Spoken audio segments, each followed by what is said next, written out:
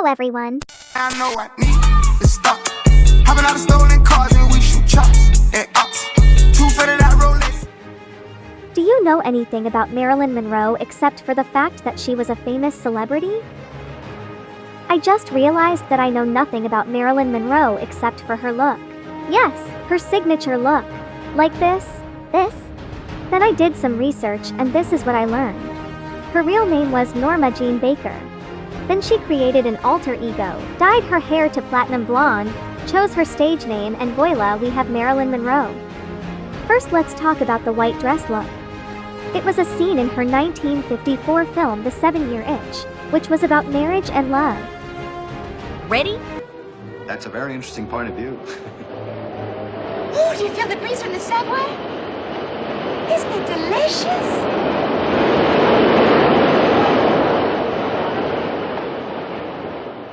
Sort of cools the ankles, doesn't it? Well, what do you think would be fun to do now? Yeah, anyways. The dress is regarded as an icon of film history, and the image of Monroe in the white dress standing above a subway grating blowing the dress up has been described as one of the most iconic images of the 20th century. The second thing I found out is she was the original versions of the phrase. Diamonds are a girl's best friend. I heard this before in pop culture and I have no complaints. No one could have done it better.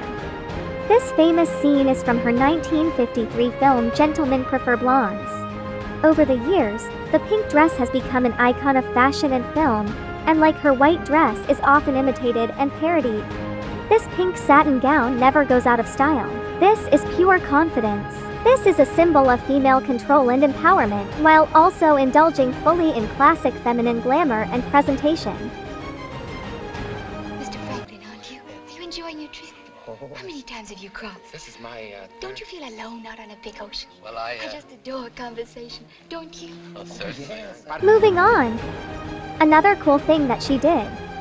On May 19, 1962, Marilyn sang for President John Kennedy at a celebration of his 45th birthday. Marilyn Monroe.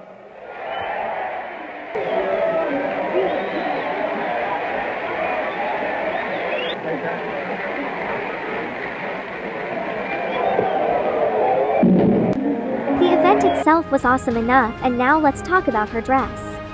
The dress she wore was perfect. It gave the illusion of being naked, like you can see something but actually you cannot. The dress was bedazzled in over 2,500 crystals and they had to be strategically placed on the dress.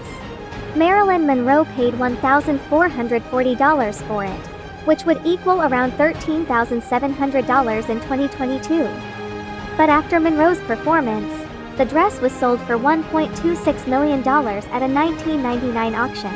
Then in 2016, Ripley's Believe It or Not Museum paid $4.8 million for it, making it one of the most expensive pieces of pop culture memorabilia of all time. Everybody, happy birthday! This dress and this moment in time is one of the reasons why Marilyn remains one of the greatest inspirations to contemporary artists today. Kennedy even joked that he could retire after having had Happy Birthday sung to me in such a sweet, wholesome way. There are also lots of theories about her love affair with the president. We could never know if that's true or not. And even if it has been proved, people would still want to think and talk about it. The performance was one of Monroe's last major public appearances before her death less than 3 months later. Here's a fun fact. You know this man? Yes, Hugh Hefner, the founder of Playboy magazine. Marilyn was on the cover of the first issue of Playboy, published in December 1953. In 1992, he bought a crypt next to Monroe's for $75,000. I will be spending the rest of my eternity with Marilyn. Norma Jean as Marilyn Monroe was an example of brilliant personal branding, great marketing, fabulous timing, and a little bit of luck to put her in the right place, at the right time in front of the right people to help push her into the spotlight. Once Monroe was in the spotlight, she was never out of it again. Marilyn Monroe is still very popular in 2022 and will continue to be for many years to come.